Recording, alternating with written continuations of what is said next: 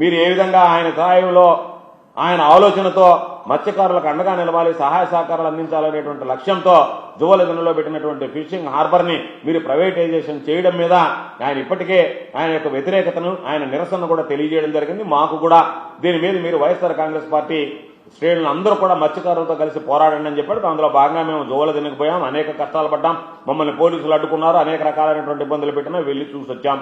ఆ తర్వాత బోట్ల సంగతి వచ్చింది. బోట్ల విషయంలో కూడా మా నాయకులు జగన్మోహన్ రెడ్డి గారు ఆరా తీసి అన్ని విధాలా మీరు మత్స్యకారులకు అండగా ఉండండి అని చెప్పి చెప్పడం జరిగింది.